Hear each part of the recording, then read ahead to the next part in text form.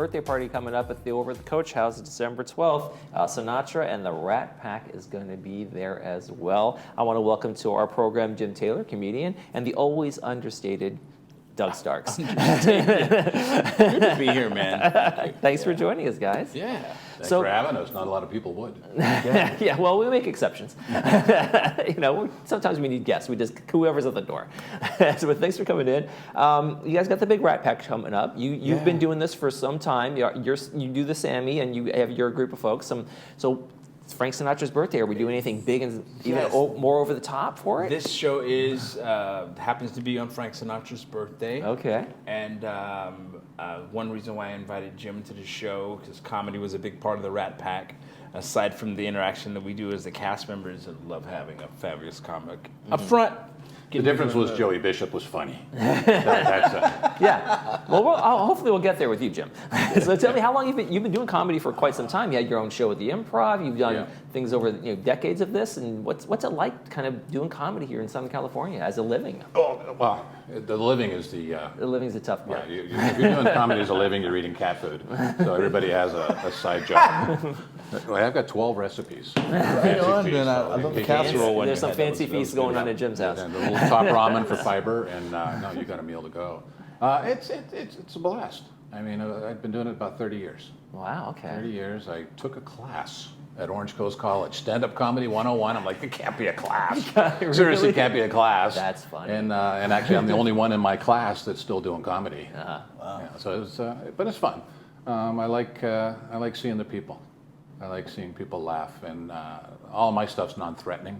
Mm-hmm. It's all self-deprecating because there's actually quite a bit wrong with me, and so I'll talk to people, and then I'll ask them legit questions, and then just kind of work it from there. Then make me the butt of the joke. So it's a very kind of interactive kind of show. You kind of improv it along the way. It depends on the crowd. I mean, if the crowd likes to be part of the show, then they're in. Right. Okay. But if you get the guy in front row, you get a whole front row like this, nah, doing shtick. I've seen Jim do a whole show where he just was bantering with the audience and never did any of his material, and I've known him for a long time, and I watch him, and I tell him that I don't know anybody that does stream of consciousness better than you. Well, and I can't even say stream of consciousness. You did it very well. The bow's kind of pressing on you. That's what it was. But those shows, I never intended to do that. You just come out, you've got all your jokes in your back pocket,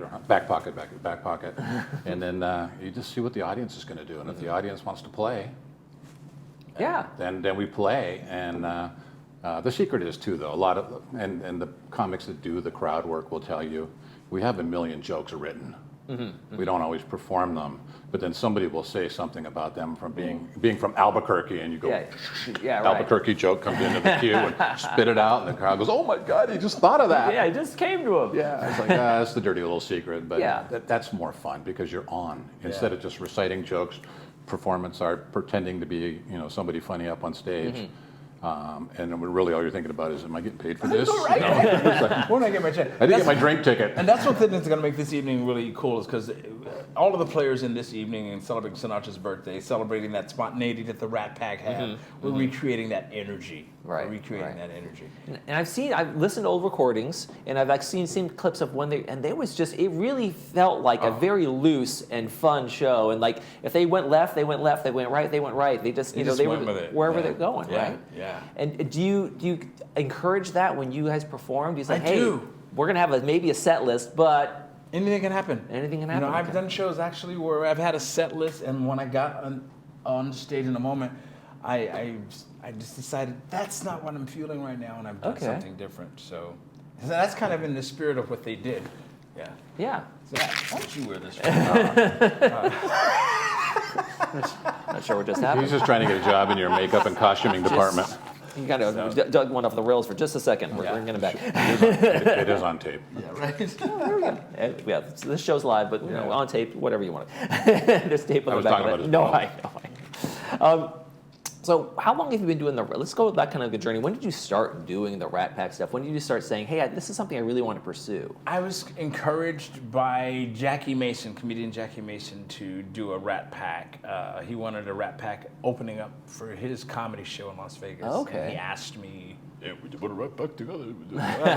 So I did. That's pretty good. That's a pretty good Jackie Mason. I know, right? And then I was just doing stand-up comedy most of the time, and David Cassidy from the Partridge Family called me up one morning. I hung up on him because he said, "This is David Cassidy." I'm like, "Yeah, right." I did that to Barack Obama. Right? But he asked me about being in a Rat Pack show that he produced. He was the first one to produce a Rat Pack show as a headlining show in Las Vegas. Okay. And then I did that. So I never that knew that. happened in 19. That was in 2000. The other one was I don't know, 87 or something like that. So. Were you a fan before that, or was it just one of those things people suggested because you were Sammy Davis? Yeah. Loved Sammy. Okay. I was a fan. I got to meet Sammy, and then later got to spend time with him and have private conversation with him. I've actually ate his cooking. And by the way, this Sunday is his birthday. Oh, okay. We should do another show. Yeah. Absolutely. There we go. Really. Absolutely. But I'm a huge fan of Sammy. I love Sammy. Aside from his enormous skill set, his dedication, his focus, his determination, his ability to see himself beyond circumstances, all of that. Yeah. Well, on that note, when the Rat Pack was performing back in the day in Vegas in the early days, there was still a lot of discrimination in hotels, and Sammy couldn't stay at some of the hotels he was performing at. He was actually getting paid by the hotel to be there, but you can't stay here. And so there's some things that he had to overcome to pave the way for a lot of other performers. And Las Vegas was not integrated until 1971.